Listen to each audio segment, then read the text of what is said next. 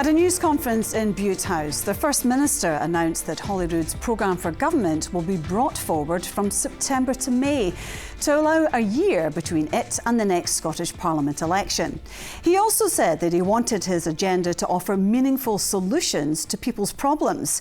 And in the light of the UK government's efforts to save British steel, he called for the state ownership of Grangemouth Oil Refinery, insisting that Scotland shouldn't be an afterthought when it comes to protecting industry.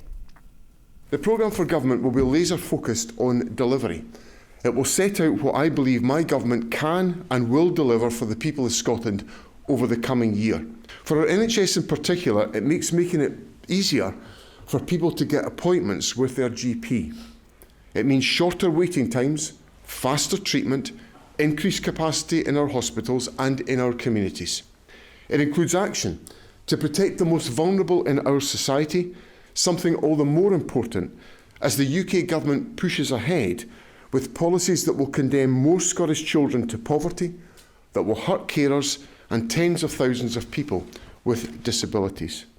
I want to make sure the UK government understands where we need them to do much more to protect Scotland's economic interests. My view is that the UK response should include removing the self-imposed economic straitjacket of the Chancellor's fiscal rules and reversing the job and growth-destroying increase in employers' national insurance contributions. If British steel is to be nationalised to protect it, then so too should Grangemouth. If carbon capture and storage is to proceed on Tyneside and Merseyside, it should be given an immediate green light in the northeast of Scotland too. Well, opposition politicians dismissed Mr Swinney's agenda as promising jam tomorrow after 18 years of government. Tonight we brought into studio two MSPs, the former SNP Minister George Adam and Labour's frontbench spokesperson Paul O'Kane.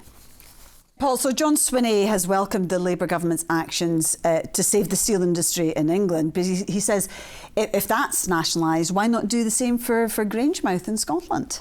Well, I think what was interesting is I think that's the first time we've heard John Swinney call for the nationalisation of Grangemouth, and John Swinney has known about the issues that existed at Grangemouth for the best part of 10 years. I mean, this Labour government, when they came to office in a matter of months, acted to support Grangemouth by committing to that £200 million investment to safeguard jobs for the future at the site and the long-term opportunities that exist at the site. So I think John Swinney coming out now and calling for nationalisation seems a bit strange given that he hasn't mentioned it before.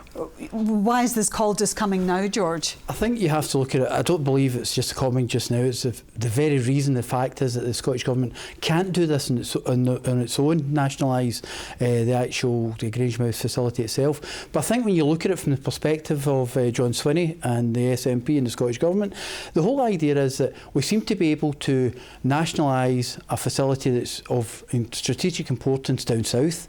We seem to be able to actually do carbon capture in northwest and northeast England, but we can't do it in northeast of Scotland. And we seem to have supercomputers in Oxford and we can't have them in Edinburgh where it was meant to be. So these are all valid questions and we have to ask, is Scotland getting a bum deal here? Are we the ones that are having the difficulty? Well, is Scotland getting a bum deal? No, I don't think so. And I think what we've heard in the last 2 days is something of a manufactured grievance from the SNP. We know that British steel is of importance to the whole of the UK. We know that there are Scottish businesses who rely on that steel. We know we need to have security over it so that we're not enthralled to China on these issues. But let's look at the SNP's record on protecting industries in Scotland. We've got ferry contracts that have gone to Poland and to Turkey. We had Chinese steel used to build the Forth Crossing, let's not forget. And let's just remember it was the UK government when we came to office, the Labour government, who protected jobs in places like Methil and Arnish with, for example, OK, well, I'm going to just jump in here to say that Brian Leishman, who is a Labour MP, is the local MP, he says it should be done, it should be nationalised, Grangemouth that is. I mean, that's what your Labour colleague is saying.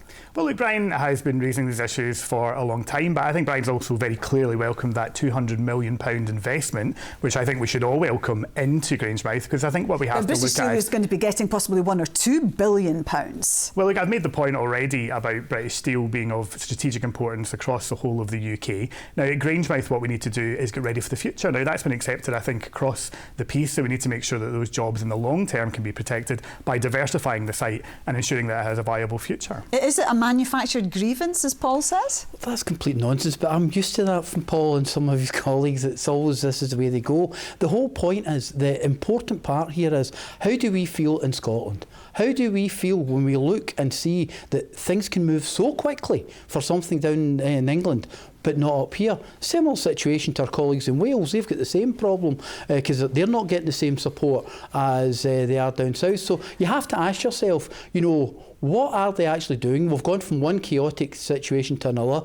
You know, people are worrying about the actual pound in their pocket, and we're now talking about a major facility in Scotland actually getting closed. This is, you know, this, if we're talking about steel, I'm old enough to remember when our strategic steel plant was closed by UK government. So we just seem to be going down the same. I'm just waiting for the Proclaimers to come out and sing another verse to their famous song from the 1980s. Grangemouth aside, John Swinney announced the programme for government is coming early in May. He announced that today. What can we expect from this? Well, I don't know. I'm a humble backbencher, but I think knowing John for the years that I have known John, he's obviously seen that we've got a year to go before the election, the Scottish election. People are worried, as I said earlier on, about the pound in their pocket.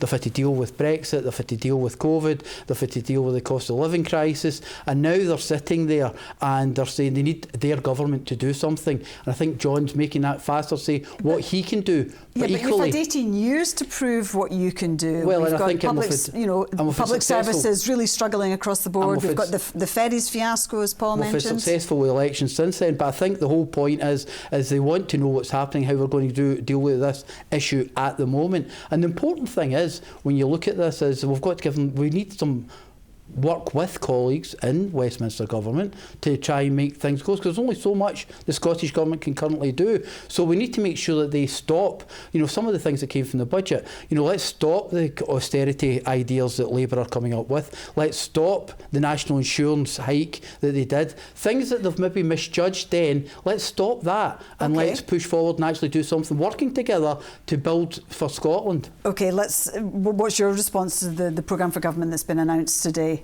Well, look, this is the 19th programme for government of this SNP government. This isn't day one. 18 years, and 17 years of those, John Swinney's been at the helm. So the idea that we're going to have a year of delivery and a year of something new for people, I think, is quite frankly for the birds. And I detect a sense of arrogance in this SNP government, where we have 1 in 6 Scots on an NHS waiting list. The NHS is on its knees. We've had something like 5 NHS recovery plans in 4 years, and yet this is apparently now... Sorry, I'm just going to finish, George. This apparently, because people want to hear I get this. fed up listening to the NHS. George, just let Paul finish. Well, the NHS is on its knees, George, and your party's been in charge for 18 years. And the reality of that, our employees are excellent, but they've been failed by your government. And the reality is, John Swinney's been at the helm for 17 of those years. He says this is a plan that's going to fix it. If the SNP had a plan, they would have come forward with it by now. And that's why it's time for a new direction in Scotland. I'll give you a quick right to reply there. Well, it's the same attack lines all the time from the opposition, but the whole idea, what I take offence to, is hearing that the NHS is on its knees. I hear it locally in my local constituency, the RAH is struggling. Yes, there are challenges and there are things going on, but to actually attack the members of staff who are working that way, that's what you're doing. Because they're the ones that are delivering. They need to be supported. They need to be supported. And you're not and that's the arrogance that's coming from the Labour Party. George and Paul, we'll have to leave it there. Thank you both very much indeed for joining me.